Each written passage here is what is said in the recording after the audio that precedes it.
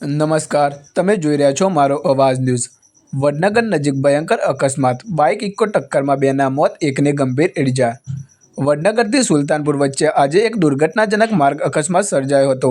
Bike અને Eeco car વચ્ચે થયેલી જોરદાર ટક્કરમાં બાઇક પર સવાર 3 વ્યક્તિઓમાંથી બેના ઘટના સ્થળે જ મોત નિપજ્યા હતા, જ્યારે એક વ્યક્તિને ગંભીર હાલતમાં વડનગર સિવિલ હોસ્પિટલ ખાતે ખસેડવામાં આવ્યો હતો।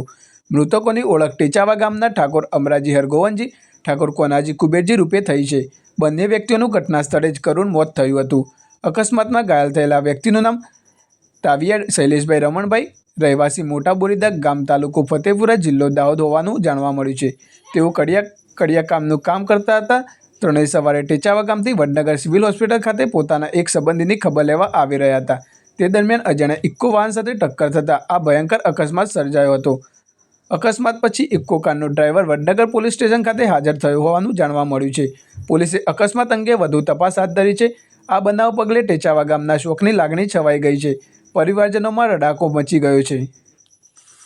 ટેચાવાથી અમારે 3 માણસો નીકળેલા અને સિવિલ હોસ્પિટલમાં એક ખબર લેવા આવેલા માણસો અને એમના રસ્તાની અંદર કોઈ ઘટના સ્થળે એક્સિડન્ટ થયું। એમાં એક માણસ બહુ સિરિયસ છે અને 2 માણસો